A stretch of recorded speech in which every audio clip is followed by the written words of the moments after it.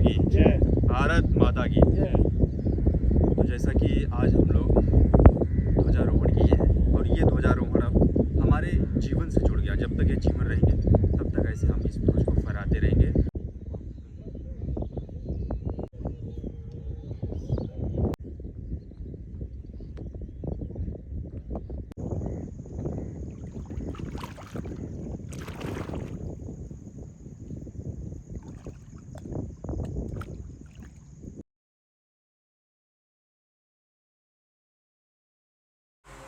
आप लोगों को जय श्री राम, जय राम, जय जय राम। सबसे पहले उठ करके अपने हथेली को देखते हुए इस मंत्र का उच्चारण करते हैं।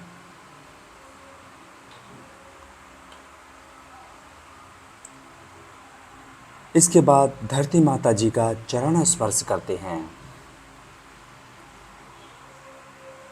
फिर इसके बाद जल ग्रहण करते हैं। जल ग्रहण करके वस्त्र आदि धारण करके स्नान के लिए गंगा मैया जी के तट की ओर निकल जाते हैं।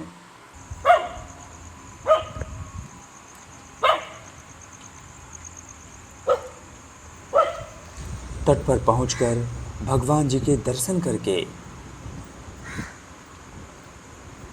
माता जी के तट की ओर निकल जाते हैं, जहां पर हमें स्नान करना होता है। तो जैसा कि अभी कुंभ आ रहा है तो कुंभ की ही तैयारी चल रही है। तो ये कुंभ के ही कार्य के लिए सभी सामग्रियां गिरी हुई हैं। तो इस प्रकार से माता जी में स्नान के लिए प्रवेश कर जाते हैं।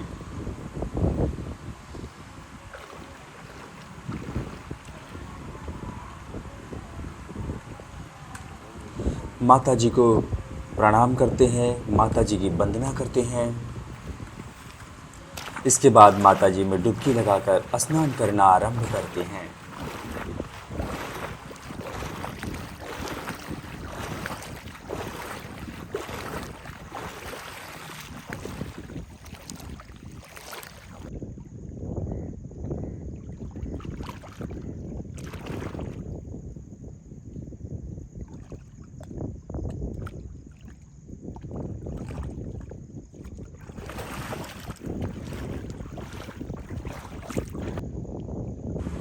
इस प्रकार से स्नान पूरा करके और भगवान जी की कृपा से भक्ति साधना पूरा करके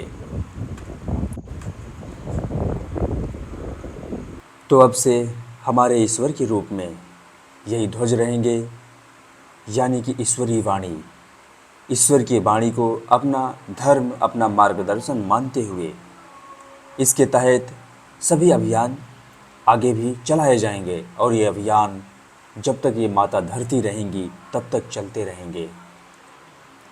जैसे 2 अभियान चल रहे हैं। पहला भारतीय युवा जागृति अभियान और दूसरा गंगा मैया स्वच्छता अभियान। इसके बाद भगवान जी की कृपा से, भगवान जी के मार्गदर्शन से कईयों अभियान चलाए जाएंगे जो हमारे राष्ट्र के हित में हो, जो हमारे राष्ट्र के सभी परिवार हैं, सभी सदस्य हैं, उनके हित में हो और हमारे धरती मैया के हित में हो, हमारे गंगा मैया के हित में हो और लोक कल्याण के हित में हो। ऐसे अभियान ईश्वरी वाणी के परिवार की तरफ से चलाए जाएंगे। ईश्वरी वाणी के परिवार यानी कि वसुधैव कुटुंबकम, समूल पृथ्वी, समूल ब्रह्मांड। इस पृथ्वी पर जो भी जीव जंतु प्राणी हैं सभी ईश्वरी वाणी के ही परिवार हैं। सब ईश्वर के ही हैं। सब ईश्वर वाणी को ही अपना धर्म, मर्म, कर्म मानकर आगे बढ़ेंगे। इसलिए हम सभी एक हैं, समान हैं। इसी भाव से हम लोग आगे बढ़ेंगे और अपने प्रेम को एक दूसरे तक पहुंचाएंगे, एक दूसरे के सुख दुख आपस में बांटेंगे। यही हमारा आने वाले भविष्य में उद्देश्य होगा और इसी उद्देश्य को समाज के गहराइयों में हमें उतारना है। ध्वजारोहण करने के बाद हम लोग बैठ जाते हैं प्राणायाम करने के लिए। इसके बाद करते हैं अनुलोम विलोम प्राणायाम। फिर इसके बाद वीरासन का अभ्यास करते हैं। इसके बाद ज्ञान मुद्रा का अभ्यास करते हैं। फिर इसके बाद कपाल भारती प्राणायाम करते हैं। फिर इसके बाद भ्रामरी प्राणायाम करते हैं। फिर इसके बाद शून्य मुद्रा का अभ्यास करते हैं। फिर इसके बाद अभय मुद्रा का अभ्यास करके आज का प्राणायाम यहीं समाप्त करते हैं। तो आगे बढ़कर हम लोग अपने शरीर की स्ट्रेचिंग करते हैं। तो जैसा कि आज का जो ध्वजारोहण है हमारे कार्यकर्ता श्री धीरज जी के हाथों से हुआ है, क्योंकि आज इनका जन्मदिन है। तो इनके जन्मदिन के उपलक्ष्य पर इनसे ही ध्वजारोहण करवाया गया है। तो आप लोगों के समक्ष धीरज जी को ही कोट कर रहे हैं। धीरज जी कहते हैं कि अब ये ध्वजारोहण लोक कल्याण के लिए होगा और यह तब तक फहरेगा जब तक हमारे धमनियों में रक्त का प्रवाह होते रहेगा, जब तक हमारे शरीर में प्राण रहेंगे। और इनके इस विचार को मैं प्रणाम करता हूँ। इसी विचार के माध्यम से हम अपने राष्ट्र को शक्तिशाली बना सकते हैं, लोगों में शक्तियाँ भर सकते हैं।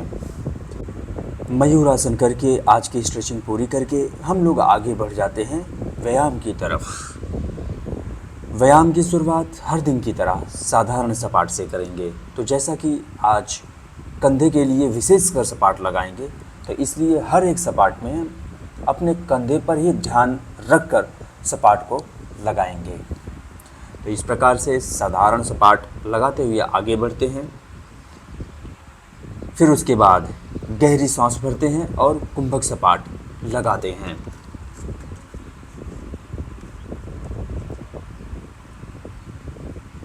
तो इस प्रकार से सभी सपाट के बीच में हमें कुछ आराम कर लेने चाहिए। फिर इसके बाद लगाएंगे स्कैपुला सपाट। स्कैपुला पुशअप से हमारे पूरी शरीर जो है बहुत मजबूत हो जाती है। हमारे कलाई, हमारे फोर आर्म, हमारे बाइसेप सब कुछ मजबूत हो जाते हैं। इसलिए इस पुशअप का हमें नित्य अभ्यास करना चाहिए। इसके बाद शरीर को करते हैं बैलेंस।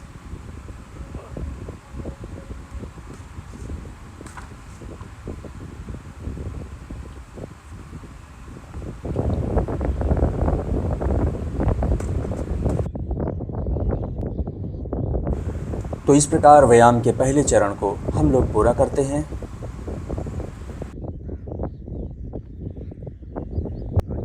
अब आरंभ करते हैं दूसरे चरण का, जिसमें हम डायमंड शेप बनाते हैं और पूरे शरीर को स्ट्रेच करते हैं और इसमें लगाते हैं सपाट। इस सपाट से हमारी कमर बहुत मजबूत हो जाती है और कमर का ही बहुत ज़्यादा योगदान होता है हमारे शरीर को मजबूत रखने में। तो इस प्रकार से इसी सपाट को एक हाथ से लगाते हैं।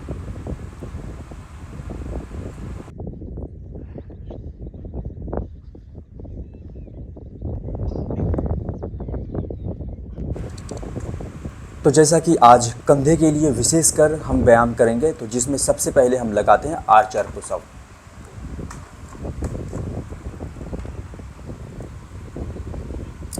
फिर इसके बाद थोड़ा सा आराम करते हैं।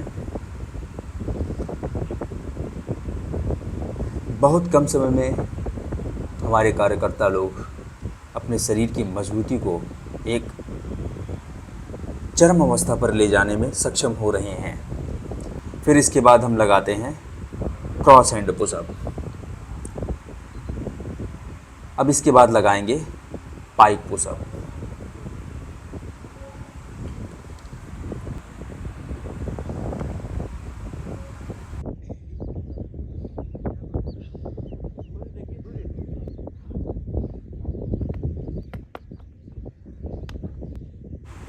डायमंड शेप बनाएंगे और इसमें लगाएंगे हिंदू सपाट।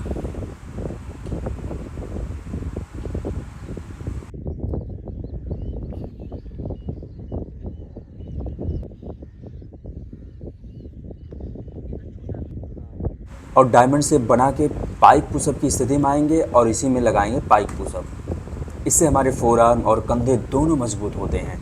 और या तो सपाट हर दिन लगाते हैं।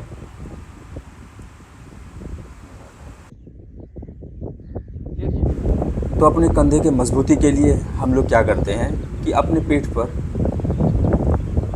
एक कार्यकर्ता को एक दूसरे कार्यकर्ता के ऊपर लेटाते हैं और इसी में सपाट लगाने का प्रयास करते हैं। इससे जो हमारे कंधे हैं उनकी मजबूती बढ़ेगी।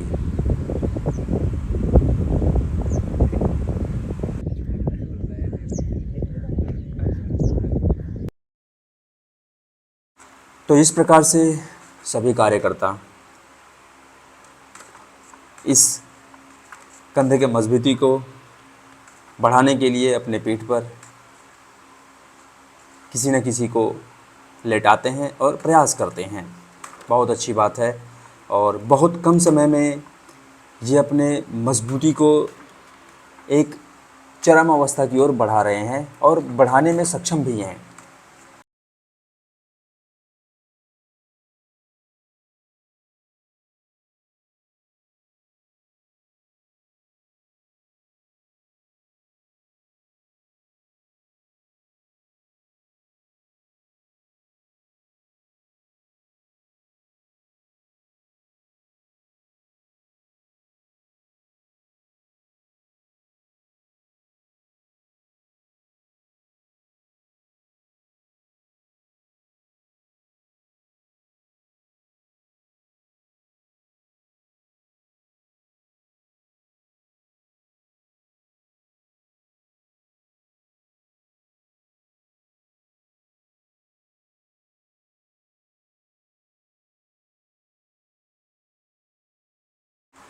तो इसके बाद लगाते हैं मुष्टिका सपाट। तो मुष्टिका सपाट हमें हर दिन लगाना चाहिए क्योंकि इससे हमारे जो हमारे फोर आर्म हैं वो बहुत अच्छे तरीके से मजबूत हो जाते हैं।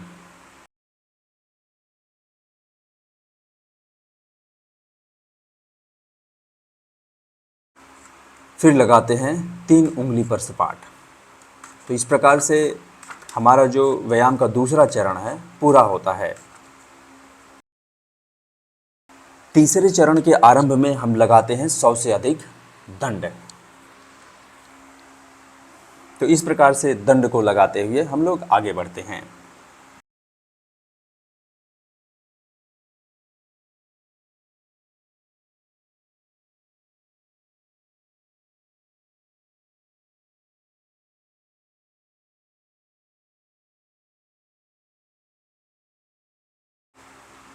सौ से अधिक दंड लगा के पूरा करते हैं, थोड़ा सा आराम करते हैं और लगाते हैं श्री हनुमान जी दंड।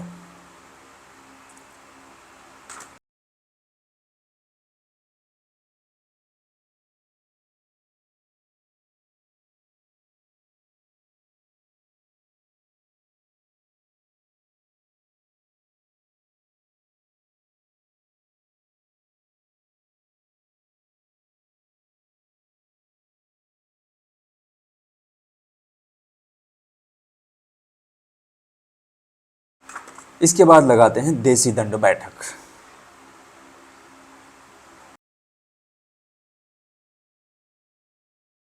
फिर हम लोग करते हैं डक वॉक कुछ दूरी तक और कुछ दूरी के बाद हम लोग चलते हैं केकड़ा वाली चाल। तो इस प्रकार से यहाँ का व्यायाम आज का यहीं समाप्त करते हैं। इसके बाद हम लोग खेलेंगे खेल। तो खेल में हम लोग खेलेंगे बर्फ़ पानी। तो कौन व्यक्ति चोर होगा उसके लिए हम लोग जो है इस प्रकार से बंटते हैं। तो कॉपीराइट इशू के कारण से बैकग्राउंड को म्यूट करना पड़ता है क्योंकि यहाँ पे बहुत लोग आते हैं तो अपने अपने तरीके से वो म्यूजिक को चलाते हैं। तो कोई बात नहीं, हम लोग अपने खेल का आनंद लेते हैं।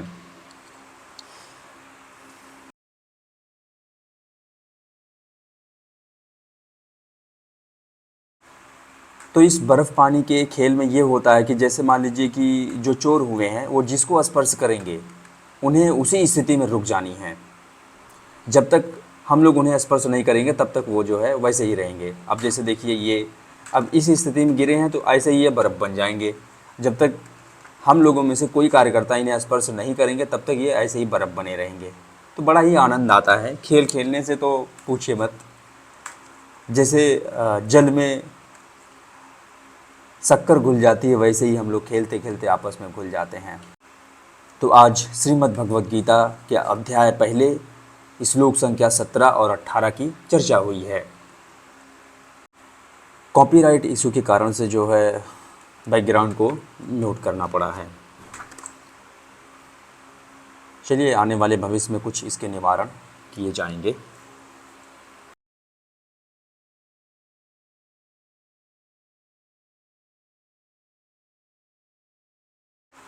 तो इस प्रकार से श्रीमद् भगवद गीता के ऊपर चर्चा करके पूरी करते हैं और फिर इसके बाद हम लोग आपस में चर्चा करते हैं। आज का जो हमारा विषय है पर्यावरण को स्वच्छ कैसे रखें, इसमें हम लोग वृक्षारोपण की बात की है, जल को स्वच्छ रखने की बात की है, तो ऐसे बहुत सारे इसमें हम लोग बिंदुओं को स्पर्श किए। भारत माता की जय, भारत माता की जय, भारत माता की जय। तो जैसा कि आज हम लोग ध्वजारोहण किए हैं और ये ध्वजारोहण अब हमारे जीवन से जुड़ गया। जब तक ये जीवन रहेंगे तब तक ऐसे हम इस ध्वज को फहराते रहेंगे और इसी के तल और इन्हीं के मार्गदर्शन से हम राष्ट्र की सेवा करेंगे। सबसे पहली बात यह है कि इस ध्वज को लगाने का तात्पर्य यह है कि हमारी जो प्रकृति है, हर दिन सूर्य भगवान जब उदित होते हैं तो इसी भगवा को फहराते हुए उदित होते हैं और हमें एक नई उमंग, नई प्रकाश देते हैं।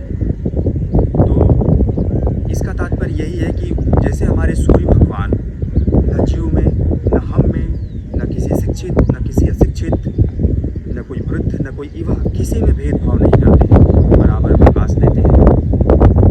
अगर किसी को धूप की कड़वाहट मिल रही है तो सबको मिलेगी, बराबर मात्रा में मिलेगी।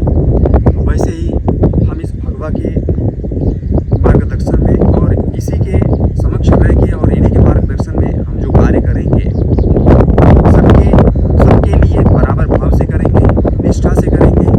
हाँ, और इस भगवा के नीचे हम राष्ट्र के कल्याण के लिए कार्य करेंगे। जो भी हमारे कदम होंगे राष्ट्र के कल्याण के लिए, राष्ट्र हित के लिए होंगे। हमारे कदम उस प्रकार से ही आगे बढ़ेंगे। यहाँ के जो भी हमारे कार्यकर्ता हैं सब एक समान है। और बात रही नियम की, तो नियम ये है कि जब ध्वज लग जाए हम आएंगे, इन्हीं ईश्वर, हमारे ईश्वर है, इन्हें प्रणाम करेंगे। प्रणाम करने के बाद जितना हमें यहाँ पे समय व्यतीत करना है वो अच्छा से व्यतीत करेंगे और जो हमारे आगे का कार्य है अपने आगे कार्य को देखते हुए उनको प्रणाम करके अनुमति लेके हम निकल जाएंगे। हमें कोई बाध्यता नहीं। धन्यवाद।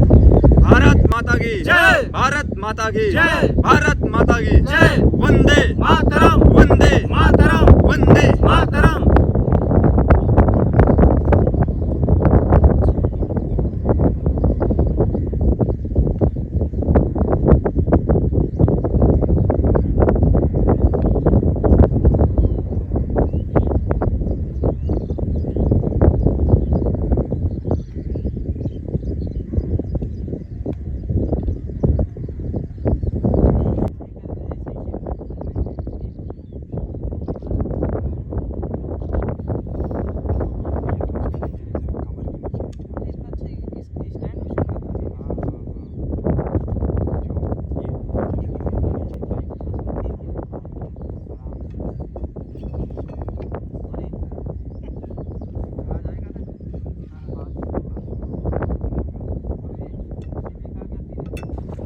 तो यहाँ का सब कुछ हम लोग पूरा करके निकल जाते हैं गंगा मैया जी की सफाई करने के लिए। तो आप लोगों को जय हिंद, वंदे मातरम। आप लोग मिलकर मेरे साथ बोलिए सियावर रामचंद्र की जय, हर हर महादेव, जय शिव शंभो, जय गंगा मैया।